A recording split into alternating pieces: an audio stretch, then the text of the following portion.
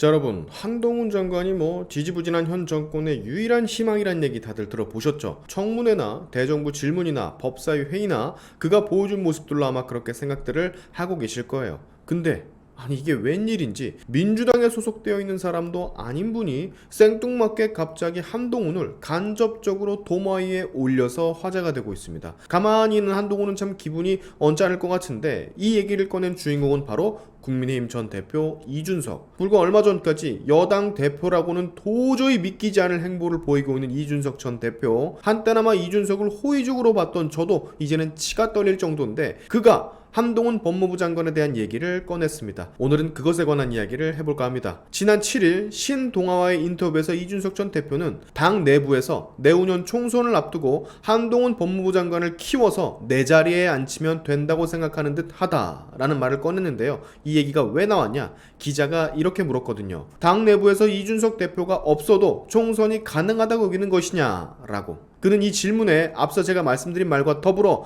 한동훈과 이준석의 지지층은 완전히 다르다. 한 장관을 좋아하는 층은 주부층이고 이준석은 2030 인터넷 커뮤니티 세대다. 보완제로 삼으면 모를까 대체제는 말이 안 된다 라는 말도 했는데 여기에다가 또 양념처럼 막 윤석열에 대한 비판을 또 첨가를 하네요. 기자가 윤 대통령과의 불신 배경을 묻는 질문에 본인이 윤 대통령을 만났을 때마다 언론에 유출이 됐는데 그때마다 내 쪽을 유출자로 지목을 했다.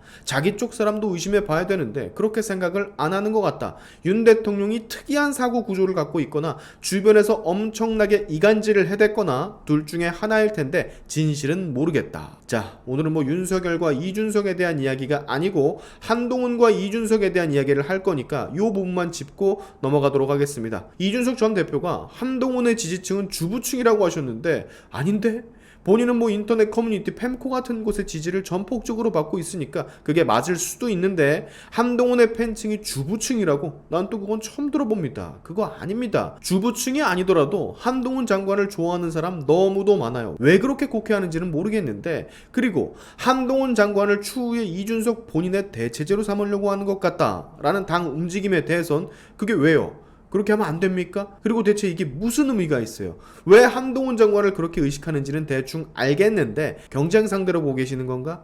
윤통과 권성동의 문자로 엄청나게 마음 상처받고 마음 상한 거 알겠는데 한동훈을 차기 국힘의 대표주자로 만드는 것 전혀 이상할 것도 없고 해서 안 되는 것도 아니고 본인의 대체제? 이런 말도 꺼낼 필요가 없습니다. 아주 당을 난장판으로 만드는데 한 몫을 하신 분이 무슨 미련이 그렇게 남아있으면 그러시는지 모르겠는데 이미 똥을 쌀 대로 다 싸놓으시고선 본인 피셜로는 본인은 당 혼란을 가져온 3순위라고 하셨는데 지금은 1순위가 된 것 같은데 그렇지 않습니까? 나만 그렇게 느끼나? 그렇게 정치세에 밝으신 분이면 본인에 대한 평가가 점점 안 좋게 흘러가고 있다는 것도 분명히 다 아실 텐데 인정하기 싫으시거나 귀를 닫고 있으시거나 둘 중에 하나겠죠? 본인한테는 혹시 너무 관대한 건가? 자, 현 시점 한동훈 장관과 이준석 전 대표의 입지, 인기, 앞으로의 미래 등등 모든 것에서 비교 불가입니다. 솔직히 툭 까놓고 레벨 자체가 다르잖아. 아니 앞으로 앞날이 창창한 국회 배지를 다는 것도 무리가 없어 보이고 성급하긴 하지만 차기 대선 주자라는 말도 심심치 않게 들려오는 사람과 정치 커리어를 본인 스스로 밑바닥까지 끌고 내려간 사람이랑 적어도 지금은 같은 급으로 생각을 하면 안 되는 거죠. 국회의원도 한 번도 못하고 나가는 족족 선거에 떨어지고 지금 이 국힘 내분 혼란으로 자충수를 제대로 둬서 있는 민심 없는 민심 다 잃어가는 분이랑 이제서 막 국민들의 기대를 한 몸에 받고 야 진짜 한동훈 뿐이다 정말 굉장한 사람이다 라는 평가를 받는 떠오르는 별이랑 비교를 하면 쓰나. 보완제, 대체제 이런 말이 필요가 없어요. 굳이 따지자면 현 시점에선 이준석 전 대표를 몇 사람이나 갖다 놔도 대체가 안 됩니다. 한동훈 장관이랑. 왜 이렇게 반대로는 생각을 못 하실까? 조금 더 툭 까놓고 더 말씀을 드릴까요?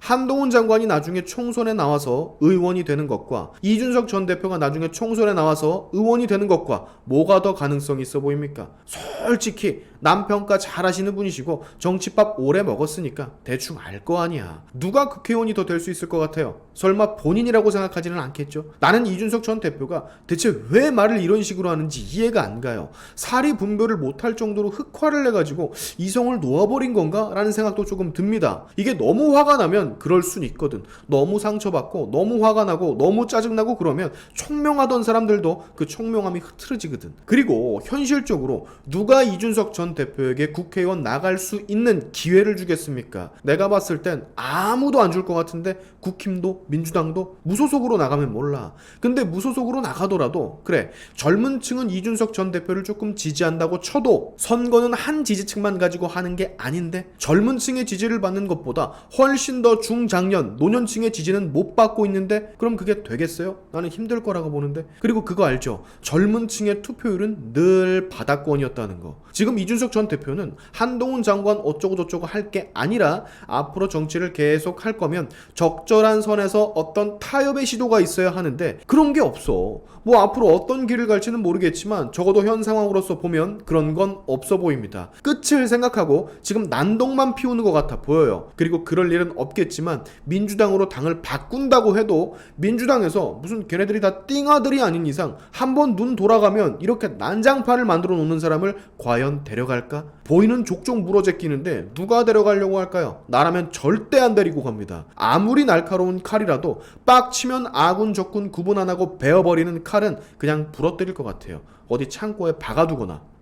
정리를 해드릴게요. 현 시점 한동훈 법무부 장관과 이준석 전 국힘 대표의 급은 차원이 다릅니다. 아까도 잠시 언급을 했지만 국회의원이 될 가능성도 현저하게 차이가 나고 이준석을 뭐 차기 대권 주자다 이렇게 말하는 사람 본 적 있으세요? 적어도 나는 없어요. 근데 한동훈은 너무 많아. 본인의 객관화가 조금 필요해 보입니다. 이준석 전 대표는 자꾸 남들한테만 그러지 마시고 본인 스스로를 좀 되돌아보라고. 그리고 한 가지 또 착각하는 게 본인이 자꾸 무슨 2030 청년 대부분이 본인을 지지한다라고 착각을 하는 것 같은데 그게 아니에요. 아니라니까. 스스로를 대체 불가 인물로 지정할 만큼 그렇게 대단하지 않다니까. 자기 객관화가 안 됐다는 게 바로 이런 거예요. 한동훈을 보완제로 취급하는 거. 이거 바로 이거. 아니 이게 말이야 막걸리야. 이준석 전 대표님 뭐 본인도 솔직히 가슴에 손을 얹고 생각을 하면 느끼고 있을 수도 있겠지만 난 이준석 전 대표가 정치 커리어를 영선으로 마무리를 할 것 같아서 그게 참 마음에 걸립니다. 한동훈과 본인의 차이점이 뭔지를 한번 곰곰이 생각을 해보세요. 내가 조금 얘기를 해드릴까요?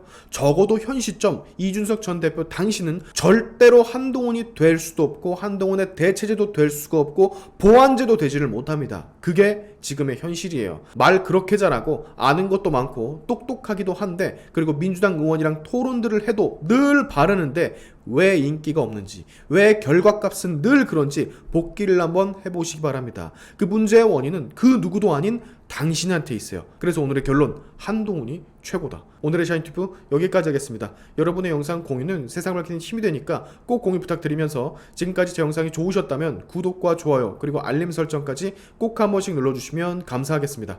다음에 봅시다.